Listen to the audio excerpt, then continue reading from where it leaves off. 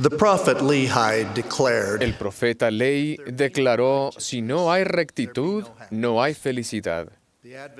El adversario ha conseguido plantar un gran mito en la mente de muchas personas.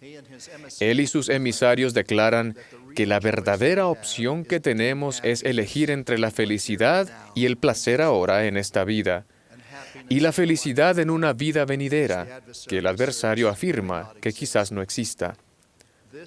Este mito es una opción falsa, pero muy seductora. El noble y definitivo propósito del plan de felicidad de Dios es que los discípulos rectos y las familias del convenio estén unidos en amor, armonía y paz en esta vida y alcancen la gloria celestial en las eternidades con Dios el Padre, nuestro Creador, y su amado Hijo, Jesucristo, nuestro Salvador.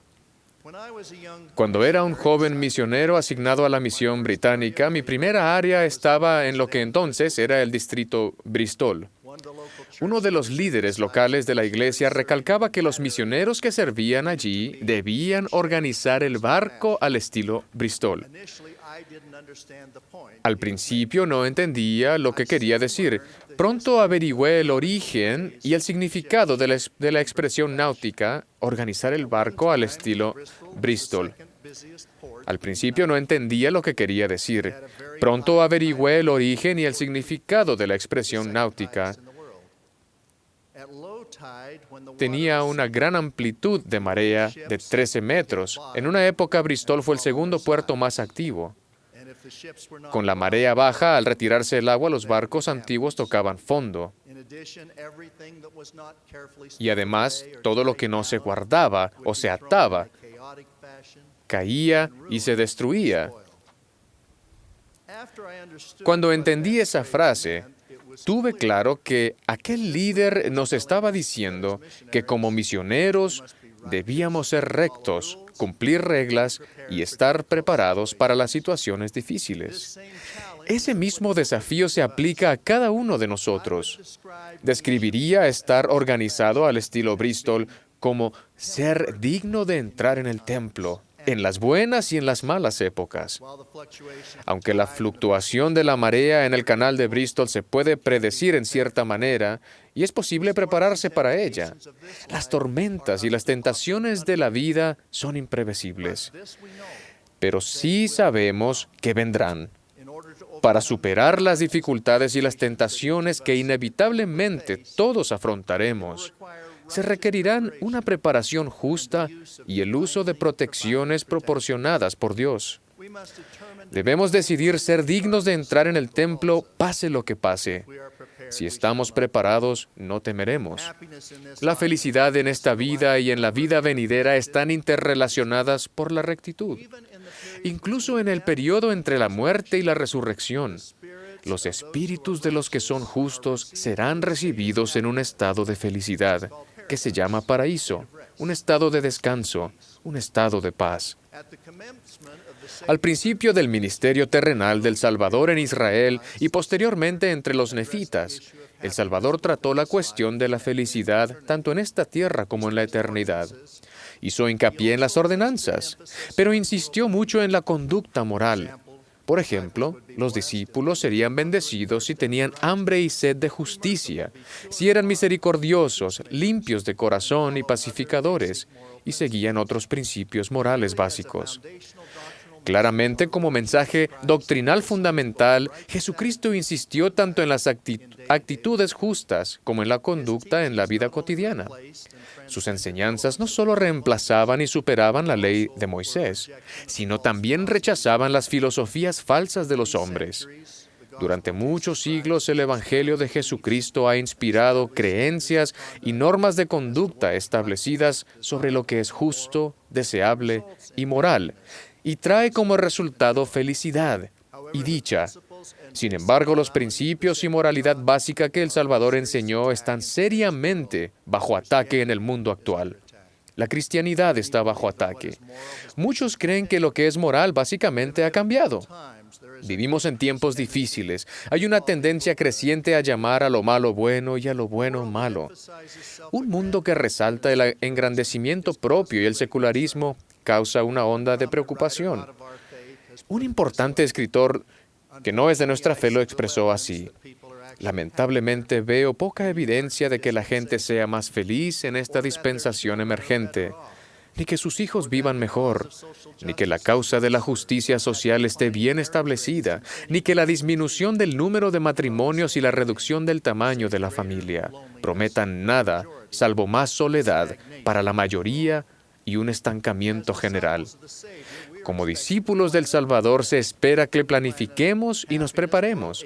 En el plan de felicidad, el albedrío moral es un principio organizador central y nuestras decisiones importan.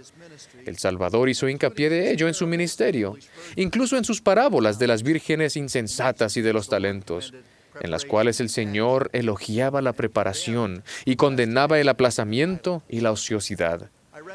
Admito que a pesar de la gran felicidad que resulta del plan de Dios, a veces puede parecernos algo lejano, sin relación con nuestra situación actual.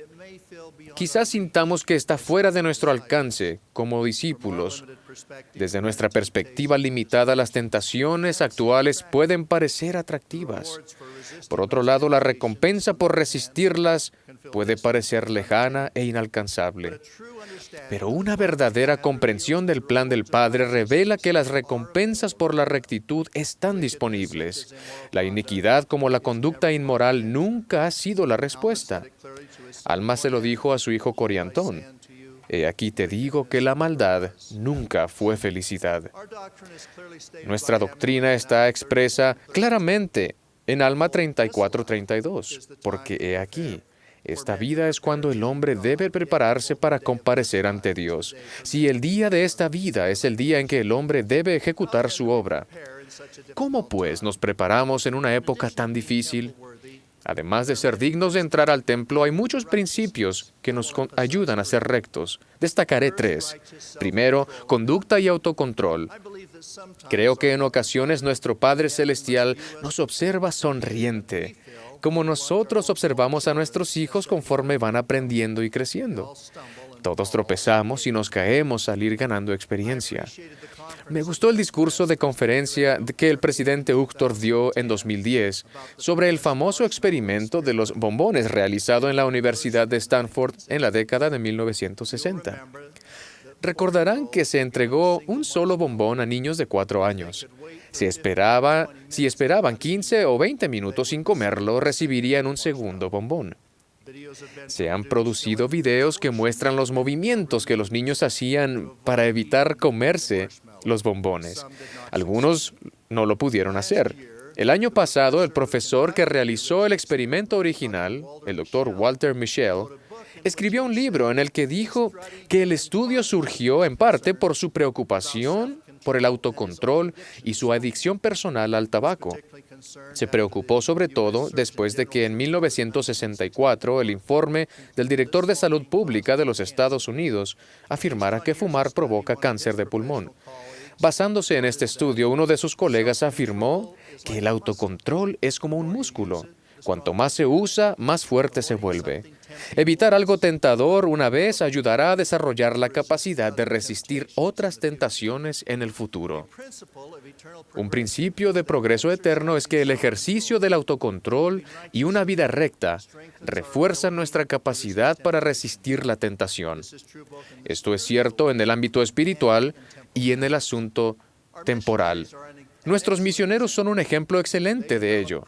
Desarrollan atributos cristianos y recalcan la obediencia y la espiritualidad. Se espera que respeten un horario riguroso y dediquen sus días a servir a los demás. Presentan un aspecto modesto y conservador en lugar del estilo de vestir informal o poco modesto tan predominante hoy en día. Su conducta y su aspecto transmiten un mensaje moral y serio.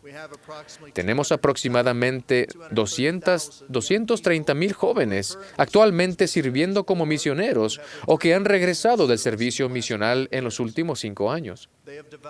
Han desarrollado una notable fortaleza espiritual y autodisciplina que debe ejercerse continuamente, o estas cualidades se atrofiarán como los músculos que no se usan. Todos tenemos que desarrollar y demostrar una conducta y un aspecto que declaren que somos verdaderos seguidores de Cristo.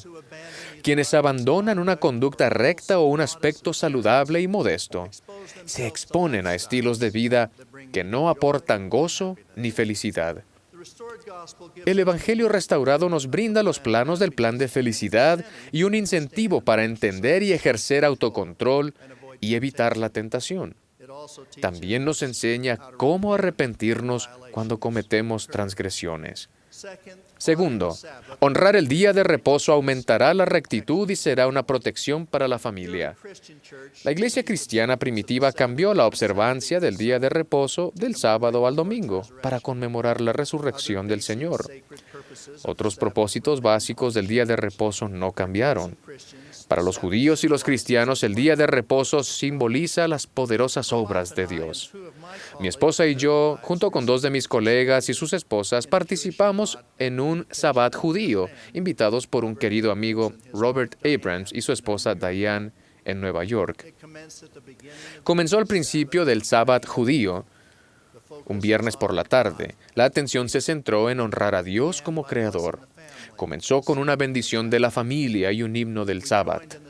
Nos unimos al lavado ceremonial de las manos, la bendición del pan, las oraciones, la comida kosher, la recitación de las Escrituras y las canciones del Sabbat con un espíritu de celebración. Escuchamos las palabras en hebreo, siguiéndolas con traducciones al inglés. Los pasajes más conmovedores, preciados también para nosotros, eran del Antiguo Testamento, en Isaías, donde se declara que el día de reposo es una delicia, y también donde se dice que el día de reposo sea una señal entre yo y vosotros, para que sepáis que yo soy Jehová vuestro Dios. La impresión de esa velada fue el amor familiar, la responsabilidad ante Dios. Al pensar en este evento, medité sobre la persecución extrema que los judíos han vivido durante siglos. Claramente, honrar el día de reposo ha sido un convenio perpetuo que protege y bendice al pueblo judío en cumplimiento de las Escrituras. También ha contribuido a la extraordinaria vida familiar y la felicidad que resultan evidentes en la vida de muchos judíos. Para los miembros de la Iglesia de Jesucristo de los Santos de los Últimos Días, honrar el día de reposo es una forma de rectitud que fortalecerá a las familias, nos conectará con nuestro Creador y nos dará felicidad. El día de reposo nos ayuda a separarnos de lo frívolo, lo inapropiado. Nos permite estar en el mundo sin ser del mundo. En los últimos 6 meses se han producido un cambio notable en la Iglesia, reflejado en la respuesta de los miembros al renovado énfasis en el día de reposo que han hecho la primera presidencia y el quórum de los 12. El presidente Nelson ha pedido hacer del día de reposo una delicia. Muchos entienden que santificar de verdad el día de reposo nos protege. Es también una señal de devoción hacia nuestro Padre Celestial y una mayor comprensión del carácter sagrado de la reunión sacramental. Nos queda mucho camino por delante, pero el comienzo es maravilloso. Insto a todos a seguir aceptando este consejo y a mejorar nuestra adoración en el día de reposo. Tercero, recibimos protección cuando somos rectos. Como parte del plan de Dios, somos bendecidos con el don del Espíritu Santo. Este don es el derecho de tener siempre que uno sea digno la compañía del Espíritu Santo. Este miembro de la Trinidad es un purificador si el Evangelio ocupa el primer lugar en nuestra vida. Es también una voz de advertencia contra el mal y de protección. Al navegar por los mares de la vida, es esencial seguir las impresiones del Espíritu Santo. El Espíritu nos ayudará a evitar tentaciones y peligros. Nos consolará y nos guiará en las dificultades. El fruto del Espíritu es amor, gozo, paz, longanimidad, benignidad, bondad, fe, La observancia de los sagrados principios del Evangelio nos permitirá ser dignos de entrar en el templo y hallar felicidad en la vida y nos guiará de regreso a nuestro hogar celestial. Mis queridos hermanos y hermanas, la vida no es fácil. No se esperaba que lo fuera. Es una época de pruebas. Como pasaba con los antiguos barcos en el puerto de Bristol Harbor, habrá momentos de marea baja y parecerá que desaparece todo lo que nos mantiene a flote en este mundo.